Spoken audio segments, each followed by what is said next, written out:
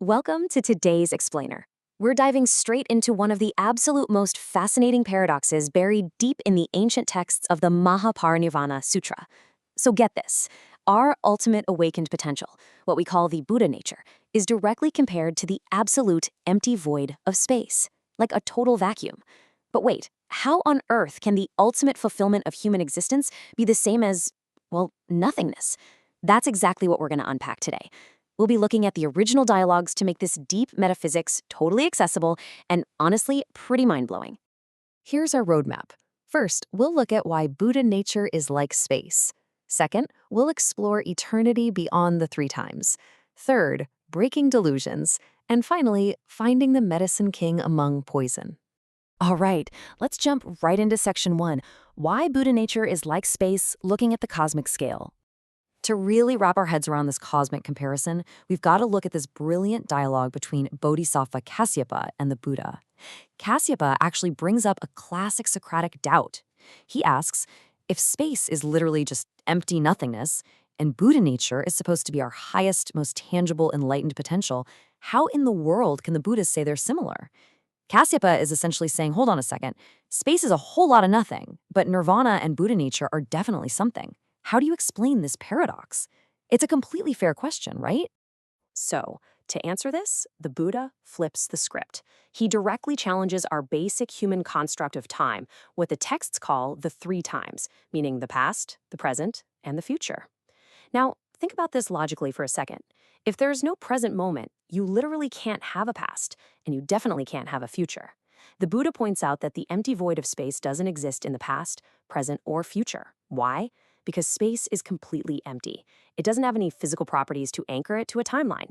It's like a flower blooming in the empty sky. It's an illusion. And here's the real kicker.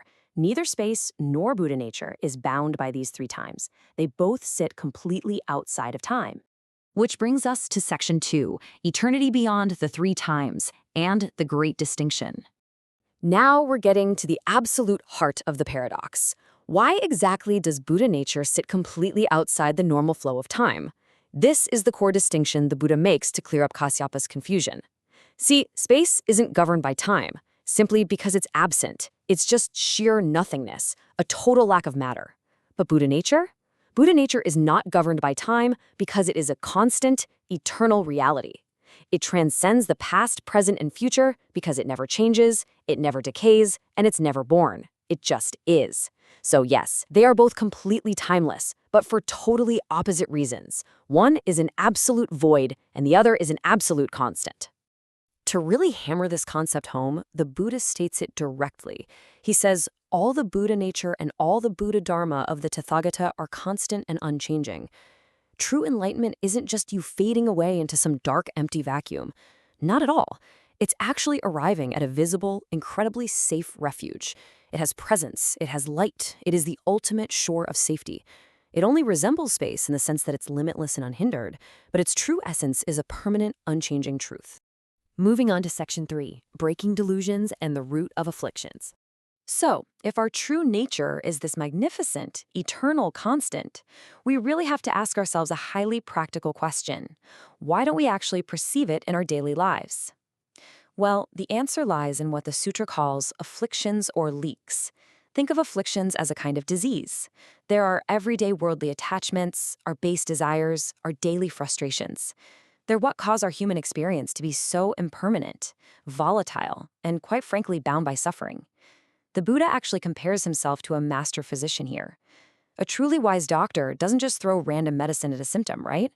They have to first check the pulse, find the exact location of the disease, and identify the actual root of the illness before handing out the cure. Okay, so what is that root? The Buddha breaks down the sources of our worldly delusions into a hierarchy of 3 main leaks. First, we have the desire leak, which is basically triggered by external sensory temptations. Then, moving a bit deeper, there's the existence leak, which deals with our deep-seated internal attachments. But at the very core, the absolute bottom of it all is the ignorance leak. This is absolutely crucial to understand. The ignorance leak is the ultimate root cause of all sentient suffering.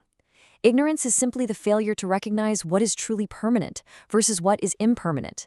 It's the exact engine that keeps us hopelessly bound to that timeline of past, present, and future we talked about earlier.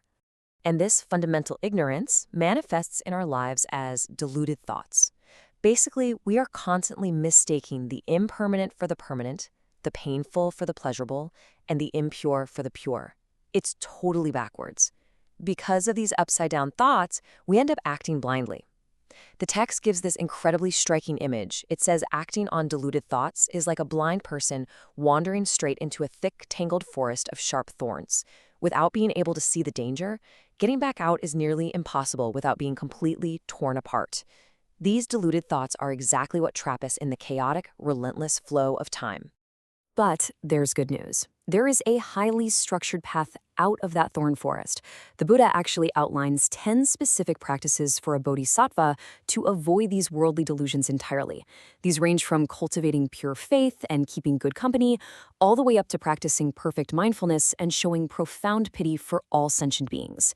By actively following these actionable steps, a wise person can remain totally untainted by the chaos of the world. It's just like a pristine lotus flower that manages to rise up, completely clean and beautiful, straight out of the muddy waters. Finally, let's look at Section 4, the Medicine King among the poison. Now we're entering the final and, honestly, deeply personal stage of our explainer. This is where we apply all this vast, timeless philosophy directly to our messy, flawed lives. The sutra introduces one of its absolute most beautiful analogies here. It says, the snowy mountain has poisonous grass, but it also contains the subtle medicine king. Now, at first glance, you might think the Buddha is just giving us a nature lesson, but no. He reveals that the snowy mountain actually represents us, the sentient beings, you and me. Here's where we really see the contrast. That poisonous grass, that represents our earthly afflictions, our everyday anger, our greed, our ignorance, but growing right out of that exact same soil is the medicine king. And this represents our capacity for pure Brahma conduct, meaning a life of incredibly pure living and ultimately enlightenment. The profound message here is that you really don't have to travel to another universe to find enlightenment.